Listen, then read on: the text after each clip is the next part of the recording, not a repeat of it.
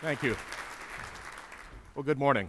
For those of you who don't already know me, I joined MDS just last fall after 10 years or so working with employers in our payer business. As it happens, I just finished my first 100 days leading MDS, so I thought I'd share some personal observations along with some of our business accomplishments. But what to say? As the new guy, you can imagine how anxious I've been to get up here and talk about a business about which I still have so much to learn. What I needed was a theme. And think big, that was a little too close to home. So on Monday, inspiration struck. And thanks to Eileen and her stirring rendition of that old Gloria Gaynor song, I know I can survive this. When I moved over from payer, one of the first questions everyone asked was, what did you do when you got the call? Well, allow me to explain. First I was afraid, not quite terrified, kept thinking I could never live without Newpole by my side. I spent so many nights begging for a lower plan. Then Phil came along and told me, take it like a man. All right, so then I thought,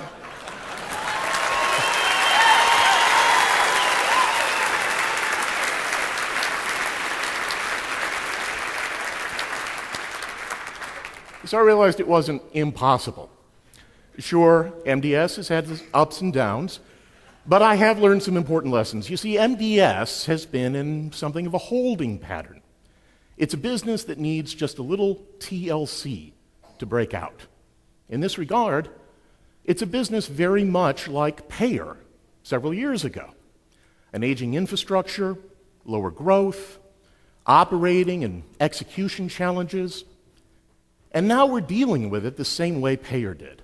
This year, we're making bigger investments in service as well as product, not just to stay even with the competition, but to leap ahead of it. And we have a strong tailwind thanks to ARA and healthcare reform. And like these planes, MDS is ready to take off.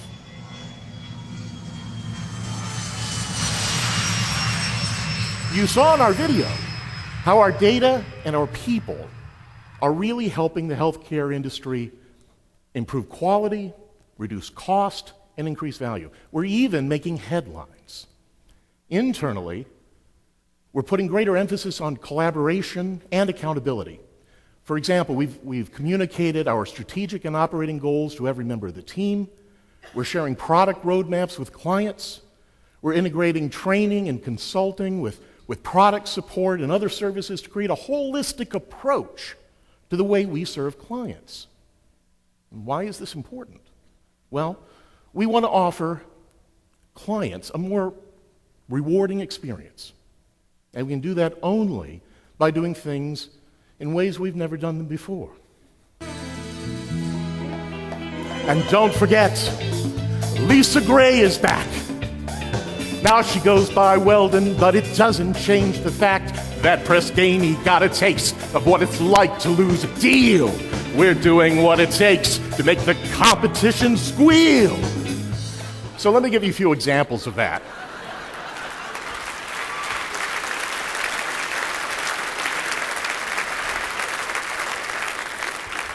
And the first involves VHA Southeast. After a rough year in 2008, we knew we had to reestablish our credibility. But our sales and our client experience teams really had a big job ahead of them. Not only did we have to persuade 44 hospitals in Florida and Alabama to stick with us, we had to convince them to migrate to a new product line. Well, we did just that. And we did it by putting service first. The hospitals signed new 4-year contracts totaling nearly $15 million. Thinking big was critical for 2 other clients, CHCA and NACRI. Talk about challenges. These clients were struggling. They had an aging platform that no longer met their needs. And to deliver a new platform, we needed a new way of working. Not just to help CHCA and NACRI, but to change how we handle complex projects.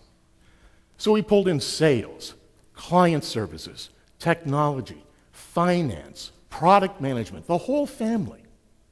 And we kept the client involved too, at times providing daily reports. And we were transparent to the point of embarrassment. But it all worked. CHC and NACRI now have a platform. They went live last month, and it meets their needs. And we've learned some useful lessons for other projects to come.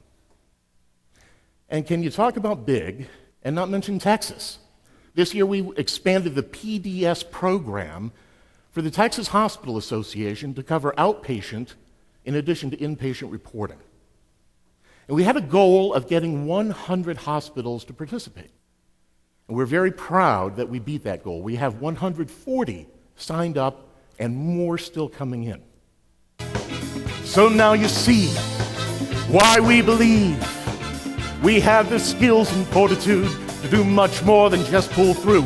We'll collaborate to win, to pull the new and cross sales in. Oh, we'll survive and even thrive. Hey, hey.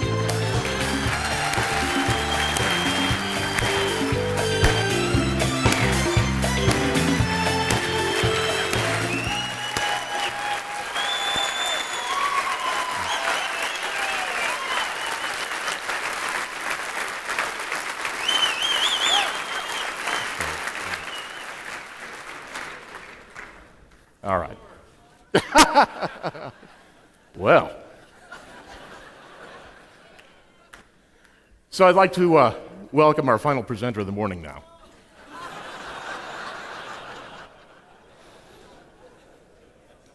It's Delphine Pereira. Delphine is the Director of Sales, Learning, and Development at Healthcare and Science. He's responsible for providing the global sales organization with the right sales competencies to deliver superior performance. He's also responsible for coaching and mentoring sales managers and exchanging best practices across Thomson Reuters.